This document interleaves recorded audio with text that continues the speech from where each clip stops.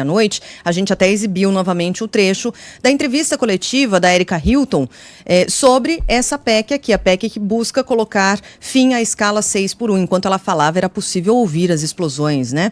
Essa PEC que busca colocar fim à escala 6x1, que atinge o número de assinaturas necessárias para tramitar na Câmara. Tem esse processo ainda, tramitação na Câmara, no Senado, se não houver alterações, né?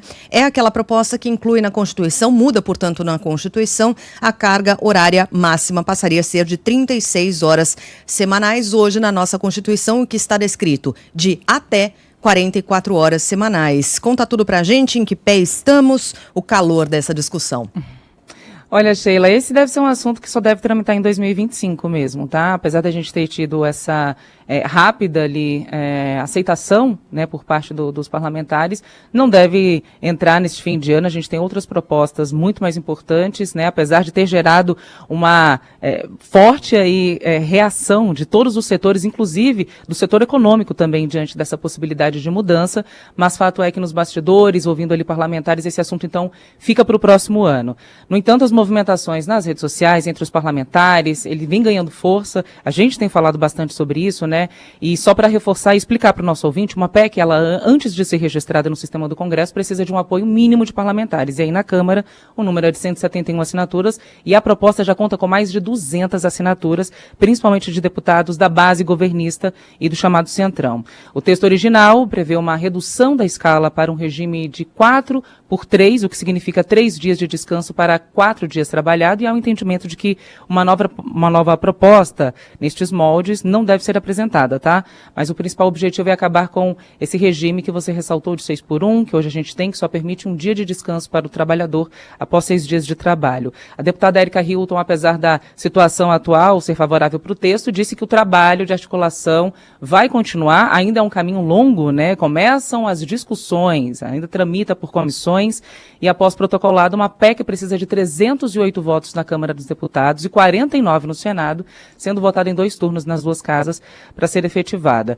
Bom, algumas instituições são contrárias a medidas, como eu disse na abertura do texto. Vou destacar aqui a Abrazel, que é a Associação Brasileira de Bares e Restaurantes, que afirma que acabar com a escala 6x1 seria um retrocesso para o país. O presidente da associação classificou a ideia como estapafúrdia, né?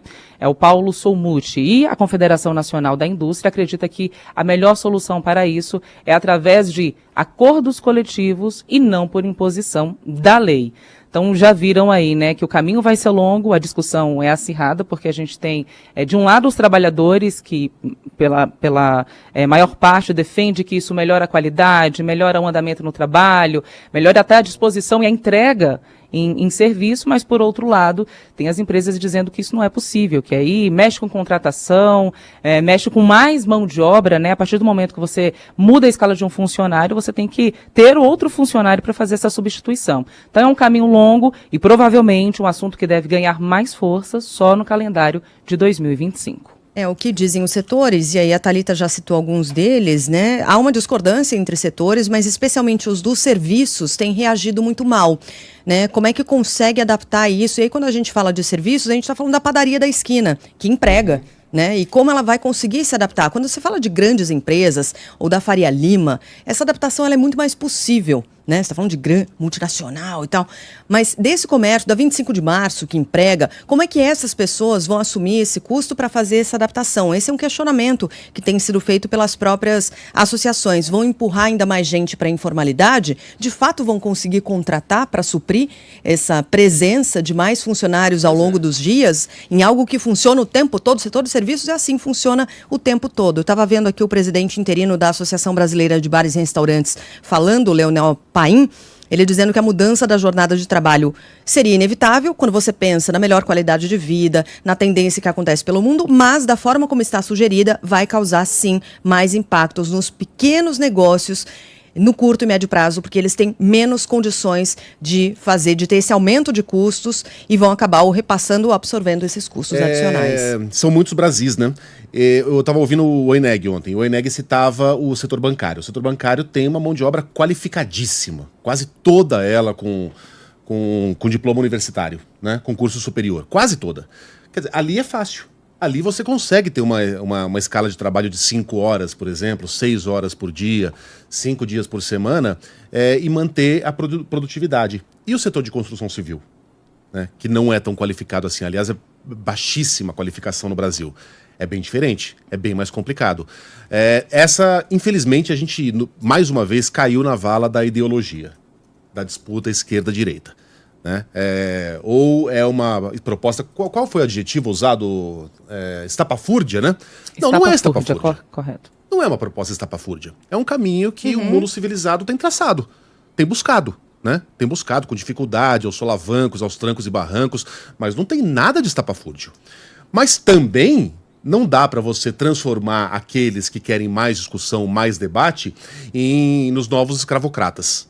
Né, nos inimigos do trabalhador. Não é assim que a banda toca. Essa discussão é complexa. O mesmo Oineg falava ontem da França, que tinha 39 horas semanais, já é menos que o Brasil, e transformou a escala semanal em 35 horas. Depois de alguns meses, de um punhado de meses, ou 2 anos, sei lá, eles voltaram a discutir essa questão porque havia muitos setores que queriam uma escala maior. Não só os empresários malvados. Empresários, trabalhadores, desejavam uma escala maior. Então a França, que havia experimentado uma diminuição da produtividade com essa mudança para 35 horas, flexibilizou as regras e voltou a ser um dos países mais produtivos da União Europeia e, portanto, do mundo. A Alemanha está tentando há muito tempo, a Sheila falava ontem, reduzir a escala para 28 horas, né, o objetivo final. Não consegue. Não. Mas é um objetivo. Mas tem tentado, no horizonte. Tem planejado isso e realizado aos poucos. Está no horizonte. Não é uma proposta estapafúrdia. Os alemães não são idiotas. Definitivamente não são idiotas. Eles sabem que é possível, mas não vão fazer da noite para o dia, por meio de uma votação na Câmara dos Deputados sem praticamente nenhum debate com a sociedade. Aqui no Brasil a gente caiu na vala ideológica. Né? Ou você é radicalmente contra, ou você é totalmente a favor, e se você não estiver do meu lado, você está completamente errado e você é um imbecil. É o nós contra eles, é esquerda contra... Virou um negócio esquerda contra direita, gente. É tudo. Se cai uma árvore, a internet vai decidir se a árvore era de esquerda ou de direita. Isso é cansativo e faz mal para o país. Porque a gente transforma num cabo de guerra ideológico algo que deveria ser uma discussão em prol da sociedade, que fará bem para o trabalhador e pode eventualmente fazer bem para o empresário, se tudo for conduzido da maneira correta, sem assodamentos. Não pode ser só uma discussão retórica, né? Até porque quando se fala em França, em outros países da Europa adotarem esse tipo de medida, essa redução, são países que pagam salários por hora. Né? No Brasil é diferente isso aqui. O cálculo é feito assim normalmente? Não, salário mensal. Então, ele falava isso ontem, né? Eu imagino que a dificuldade maior seja essa, seja criar uma maneira prática para você conseguir adequar uma coisa à outra, né? Para você não ter que reduzir o salário do trabalhador, mas conseguir colocar a coisa proporcionalmente. Mas eu acho que essa mudança não deveria vir acompanhada de uma reforma tributária? De uma pode ser reforma trabalhista e tributária ao mesmo tempo? Então. Mas é uma reforma trabalhista que já aconteceu e de forma assodada também, né? Teve um ouvinte lembrando que não teve grande discussão quando aconteceu na época do presidente Temer e simplesmente foi colocado.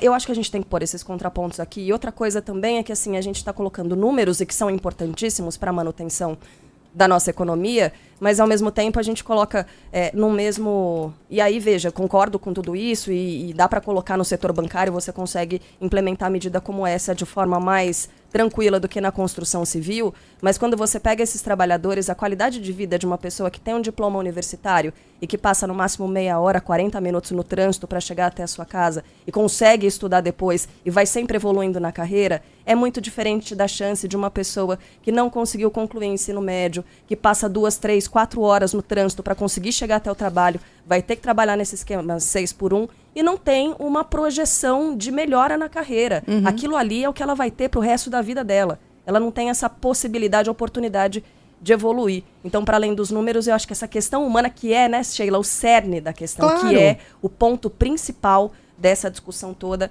isso eu acho que sempre tem que ser colocado também. É uma discussão muito profunda, né? E que aos pouquinhos, todos os dias, a gente vai colocando tijolinhos aqui nessa discussão. Mas o que acaba me incomodando muito é o fato de a gente não olhar exatamente para essas pessoas. Porque é o que a gente começou falando, gente. Isso é possível em grandes escritórios, em grandes empresas que vão conseguir absorver alguns custos, fazer contratações. E o pequeno? E o pequeno, né? E esse trabalhador, e o operário, né? Eles serão de fato contemplados? Haverá adaptações para essas pessoas? Duvido muito, por isso que eu falei do risco de empurrar mais gente para a informalidade.